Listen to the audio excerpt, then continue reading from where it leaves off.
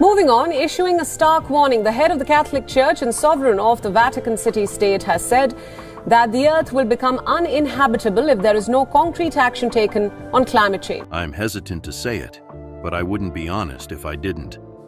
Following Pope Francis's sudden death, Cardinal Luis Antonio Tagle, a potential successor with access to the Vatican's most closely guarded secrets, recently revealed the Vatican's deepest secrets.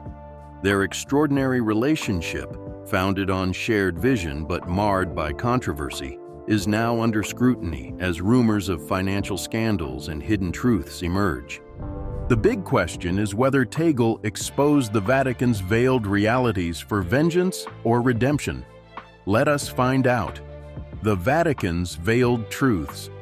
In the aftermath of Pope Francis's death on April 21, 2025, rumors spread throughout Vatican City and beyond about potential revelations from Cardinal Luis Antonio Tagle as the Catholic world mourned the death of its 266th pontiff.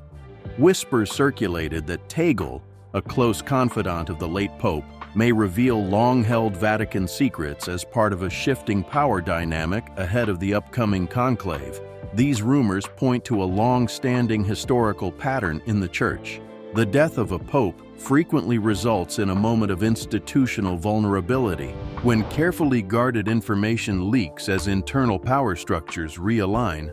The transition between pontificates is often the time when the Church's most closely guarded secrets are most vulnerable to disclosure. Cardinal Kevin Farrell announced Pope Francis's death in a solemn statement heard throughout St. Peter's Square. With these words, the Catholic Church entered a period of significant transition, which could potentially reveal aspects of Vatican governance that had previously been kept hidden from the public. Perhaps the most significant potential revelations are the financial scandals that continued despite Pope Francis's reform efforts. The Vatican Bank, also known as the Institute for the Works of Religion, IOR, has been the subject of controversy, with a 2012 Moneyval report revealing $8 billion in assets across 33,000 accounts and failing 7 of 16 key anti-money laundering recommendations.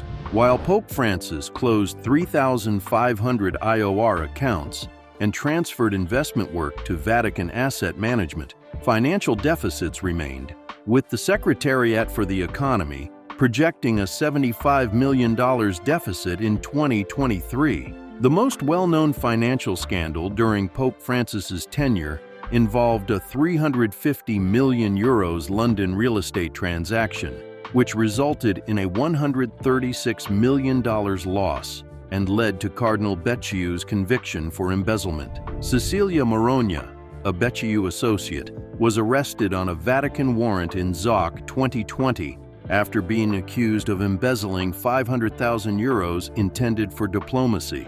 In the midst of these reports, Pope Francis forced Becciu's resignation, and in December 2020, he directed the Secretariat of State to transfer all financial holdings to the administration of the patrimony of the Apostolic See, following dubious investments that squandered millions. Cardinal Tagle's position in the current financial landscape is complex. While not directly involved in financial scandals, his dismissal from Caritas Internationalis in 2022 raised concerns about his administrative abilities. As a potential pope, he would inherit the Vatican's ongoing financial challenges, such as deficits and the need for increased transparency. Beyond financial concerns, the issue of clerical sexual abuse casts a pall over the Church. Pope Benedict XVI presented Pope Francis with a large white box containing scandal documents allegedly detailing abuse, corruption, and dark dealings. The contents of this collection, as well as Pope Francis's handling of the information contained within it, may now be subject to increased scrutiny. In 2019, Pope Francis convened a summit of bishops on abuse, promising to make every effort to bring abusers to justice and to abolish the pontifical secret in order to increase transparency. Despite these efforts, critics such as Anne Barrett Doyle noted that Francis refused to implement the necessary changes to effectively address abuse. Cardinal Tagle's own record on addressing clerical abuse has been criticized. Concerns were raised about his handling of abuse allegations while serving as Archbishop of Manila. When asked about the lack of prosecutions for accused clergy in the Philippines, Tagle provided the following explanation. This approach to handling abuse cases within the church rather than through civil prosecution has sparked criticism from survivor advocacy groups, highlighting a contentious aspect of Tagle's leadership that may face renewed scrutiny. The Vatican's diplomatic engagements are another area where secrets may emerge after Pope Francis's death. His approach to international relations, particularly with China and Russia, drew criticism.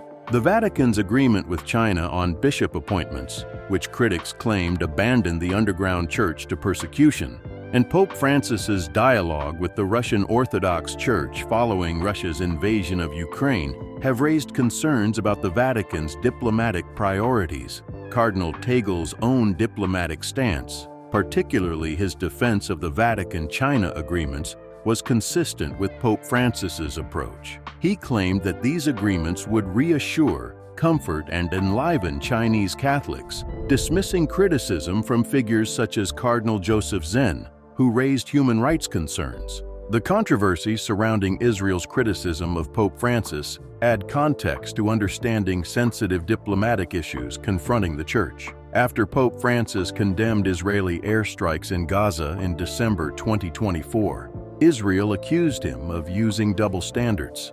This accusation came after Pope Francis spoke about an airstrike in northern Gaza on December 20, 2024, that killed 10 members of a family, including 7 children.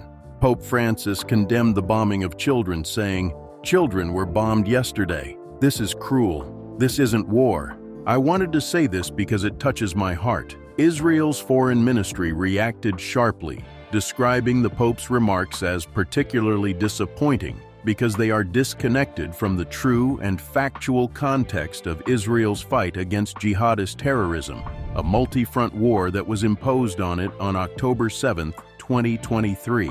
They argued that the Pope ignored Hamas's actions, such as holding hostages and using civilians as shields, while calling for an end to double standards and singling out the Jewish state. This diplomatic tension highlights the geopolitical challenges that the next pope will face, including navigating complex conflicts in which moral clarity may clash with diplomatic considerations. If elected, Cardinal Tagle would inherit these diplomatic relationships and the expectations they raise for papal leadership. Pope Francis's controversial statements during his papacy add another layer to understanding the Church's secret struggles between tradition and reform. Pope Francis issued several statements on LGBTQ+ issues, attempting to strike a balance between inclusivity and traditional doctrines. His famous 2013 remark, "Who am I to judge?" When asked about gay priests, he suggested a more welcoming tone while maintaining the Church's belief that homosexual acts are sinful. Similarly, his approach to divorce and remarriage, political engagement, and international relations frequently sought to strike a balance between reform and tradition, leaving a complex legacy that any successor would have to interpret and expand. Cardinal Tagle's own positions reflect this balanced approach, implying possible continuity in navigating these sensitive issues. The Vatican Apostolic Archive, renamed by Pope Francis in 2019 from the Vatican Secret Archive, is another possible source of revelations during this transitional period. Pope Francis ordered the opening of archives related to Pope Pius XIII, 1939 to 1958, in March 2020, giving scholars access to documents from World War II. This step towards transparency established precedent for future archival disclosures under new leadership. While viral photos purporting to show Pope Francis inside the Vatican archives have been debunked, most likely due to confusion with either a March 2025 hospital photo or fake AI-generated images from 2023, the archives remain a repository of historical and potentially controversial information. Access to these records and how they are interpreted may shape our understanding of church history and inform future policy decisions. For researchers looking for authentic photographs of Pope Francis inside the Vatican, the primary sources are Vatican Media, Produzione Fotografica, and the Vatican Museum's Photo Library. These institutions keep official images documenting papal activities, providing a visual record of Pope Francis's pontificate that will help historians evaluate his leadership. The potential disclosure of Vatican secrets following Pope Francis's death presents both challenges and opportunities for Cardinal Tagle and the Church as a whole. While disclosing past failures may temporarily harm the Church's reputation, increased transparency may eventually lead to more effective reform. The transitional period between pontificates is an important opportunity for the Catholic Church to address institutional weaknesses and chart a path for renewal.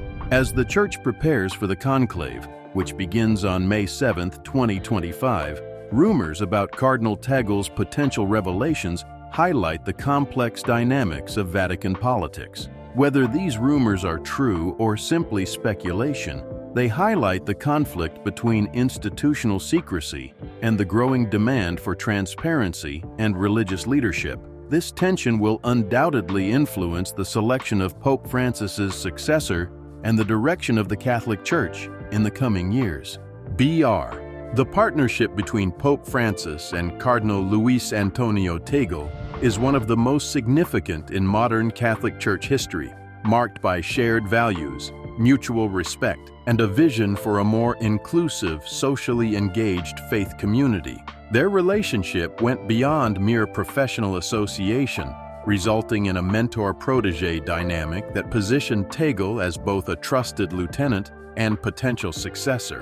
Tagle was born on June 21, 1957, in Manila, Philippines, and his journey to becoming Pope Francis's close confidant began long before either held their respective positions of leadership. Tagle's path to priesthood took an unexpected turn, as he revealed during an interview. His entrance into the seminary was unusual, so I approached the proctor.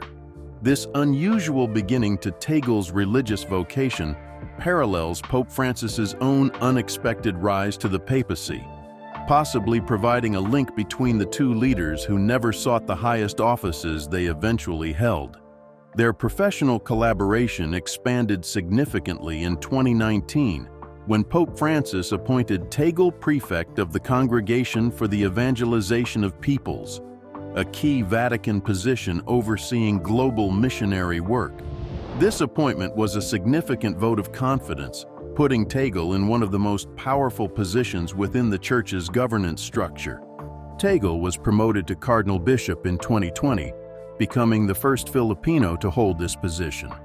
Additional appointments followed, including membership in the administration of the Holy See's patrimony and various congregations, establishing a pattern of advancement that reflected Pope Francis's confidence in Tagle's abilities and vision. This professional relationship was strengthened by their shared commitment to social justice and concern for the underprivileged. Both leaders stressed the Church's responsibility to combat poverty, inequality, and environmental degradation. Tagle's perspective on economic justice in the Philippines reflects this common priority. This emphasis on ordinary people's lived experiences, particularly those living in poverty, is consistent with Pope Francis's call for a church for the poor. Their agreement on this issue resulted in both ideological and practical bonds as they collaborated to carry out this vision through Vatican initiatives and international outreach. Beyond professional collaboration, Tagle and Pope Francis formed a close personal bond. During Pope Francis's health crisis in February 2025, Tagle led a prayer service for his recovery in St. Peter's Square, demonstrating personal concern for the pontiff's welfare. In a 2020 interview, Tagle expressed gratitude for Pope Francis's leadership, emphasizing their personal relationship. Their relationship was not without difficulties, however. The most significant professional setback in their relationship occurred in November 2022, when Pope Francis ended Tagle's presidency of Caritas Internationalis after an independent review. This review found management and procedural flaws that harmed employee morale, but no financial or sexual misconduct was reported. While this decision may have strained their relationship, Tagle maintained his other Vatican positions and remained a close ally of Pope Francis. The nickname Asian Francis, which is frequently given to Tagle, suggests that their connection extended beyond this particular challenge and emphasizes their perceived alignment in vision and approach. Both leaders prioritized mercy over judgment, dialogue over pronouncement, and pastoral sensitivity over strict doctrine. This comparison reflects not only their shared progressive orientations, but also the mentorship dynamic that existed between them, with Tagle frequently implementing and expanding Francis's vision within his own spheres of influence. Their approach to contested church issues exemplifies their theological alignment. Both have advocated for a more compassionate attitude towards divorced and remarried Catholics, greater inclusion of LGBTQ+ people, and an emphasis on environmental stewardship as a moral obligation. They maintain traditional positions on issues such as abortion and euthanasia, but take a nuanced approach that prioritizes pastoral care over doctrinal rigidity. Tagle's leadership style is characterized by humility and authenticity, which is similar to Pope Francis's approach. When asked about his motivation for service, Tagle shared this reflection. Tagle's emphasis on love, rather than power or ambition, distinguishes him in a church hierarchy, often associated with institutional politics, and it echoes Pope Francis's humble leadership style. Their communication styles also show significant similarities. Both leaders have used modern media to connect with a larger audience, particularly young people. Tagle's social media presence and television appearances are intended to reach out to younger generations. This embrace of modern communication channels reflects a shared understanding of the changing landscape of religious engagement, with both leaders aiming to meet people where they are, rather than expecting them to fit into traditional church participation structures. Their approach to youth ministry prioritizes dialogue and understanding over authoritarian pronouncements. This willingness to ask questions aligns with Pope Francis's call for a church that listens and accompanies rather than simply pronounces judgment, providing another point of connection in their pastoral approach. Despite their close relationship, Tagle remained humble when asked about working in Vatican City. This humility, whether genuine or strategic, stands in stark contrast to the power dynamics traditionally associated with Vatican politics and reflects Pope Francis's own reluctance to accept the trappings of papal authority. Tagle's close relationship made him the logical successor to carry on Pope Francis's reform legacy. Pope Francis has appointed nearly 80% of the current cardinal electors, forming a college of cardinals, who may be inclined to select a candidate who shares his vision for the Church. Tagle, the Asian Francis, represents both continuity and innovation, carrying on France's key priorities while bringing his own distinct perspective as the potential first Asian pope. Their final interaction is private, but Pope Francis's final public days included a significant Easter message delivered on April 20th, 2025, which focused on peace, particularly in conflict zones such as Gaza and Ukraine. The message, read by Archbishop Diego Ravelli, due to the Pope's frailty, urged ceasefires, hostage releases, and global disarmament. His appearance that day was brief but memorable. This final public message, which emphasizes peace and reconciliation, captures themes that have defined both Pope Francis's pontificate and his relationship with Cardinal Tagle. Their shared commitment to peace, justice, and inclusion laid the groundwork for collaboration, which shaped the Church's direction over the last decade and may continue to influence its future under Tagle's leadership. The extraordinary bond between Pope Francis and Cardinal Luis Antonio Tagle goes beyond a personal friendship or professional alliance. It represents a shared vision for the Catholic Church's involvement in the modern world. Their relationship, marked by mutual respect and common purpose, established Tagle as both a trusted confidant and a potential successor, leaving a legacy of collaboration that could shape the Church's future for generations. Pope Francis's death marks a watershed moment for the Catholic Church, which now faces an uncertain future full of both challenges and opportunities. His passing occurred at 7:35 a.m. At his Vatican residence, Casa Santa Marta, Pope Francis concluded a transformative pontificate aimed at reshaping the Catholic Church's engagement with the modern world. Cardinal Kevin Farrell's emotional announcement conveyed both sorrow and gratitude for Pope Francis's legacy. This solemn moment marked the start of a transitional period that will culminate in the Conclave on May 7, 2025, when 133 cardinal electors will meet to elect the 267th Pope. Their decision will influence the Church's position on issues ranging from internal governance and doctrinal interpretation to social justice and global engagement.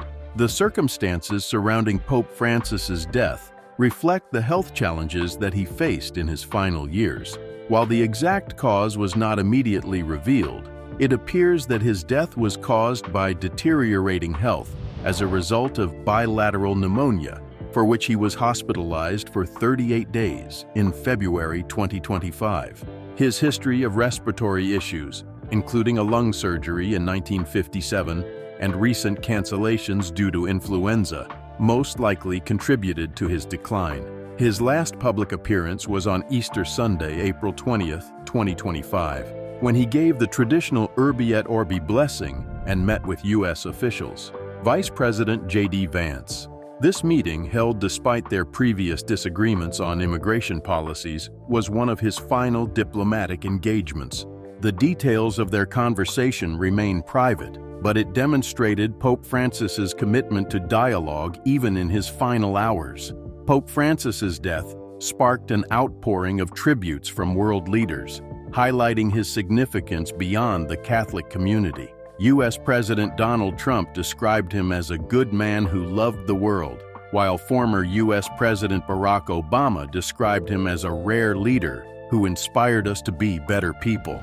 Leaders from a variety of religious and political backgrounds recognized his moral voice and commitment to peace, highlighting his global influence. As the Church prepares for the Conclave, Cardinal Luis Antonio Tagle is a leading candidate to succeed Pope Francis. Tagle, also known as the Asian Francis, represents a potential continuation of Francis's progressive agenda. His election as the first Asian pope would be historic, reflecting the growth of Catholicism in Asia, particularly in the Philippines, where he previously served as Archbishop of Manila. However, recent reports indicate that his position may be less secure than previously thought. The Guardian has reported that he has recently fallen out of favor, though the specific reasons are unknown. This shift is reflected in betting odds, with some sources reporting that his odds have risen from 2.75 to 4 or 0, indicating a potential drop in perceived popularity. Several other cardinals have emerged as strong contenders, each with distinct strengths and perspectives. Pietro Parolin, the Vatican's Secretary of State, is regarded as a diplomatic figure and continuity candidate. Peter Kodwo Appiah Turkson of Ghana could become the first African pope in centuries, demonstrating the Church's growing presence in Africa. Fridolin Ambongo Besungu of Congo represents Africa's growing Catholic population, bringing a culturally diverse perspective. The upcoming conclave will not only choose an individual, but will also set the course for the Catholic Church's future in an increasingly divided world. Will the cardinals continue Pope Francis's reform agenda by electing Tagle or another progressive candidate? Will they choose a more traditional figure who can reorient the Church's priorities? This decision will have far-reaching consequences for the 1.4 billion Catholics worldwide. The new pope will face significant challenges, such as declining religious participation in many countries, ongoing abuse scandals, financial difficulties, and internal divisions.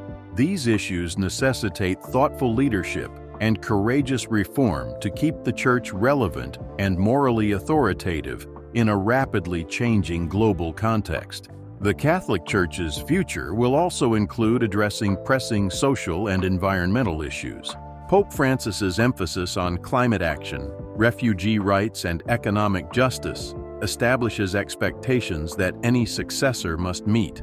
The next pope must navigate complex geopolitical tensions while upholding the Church's moral stance on issues such as war, poverty, and human dignity. Cardinal Tagle sees the prospect of becoming pope as both an opportunity and a challenge. His close relationship with Pope Francis qualifies him as a continuity candidate, but the controversy surrounding his leadership raises concerns about his ability to address the Church's most pressing issues.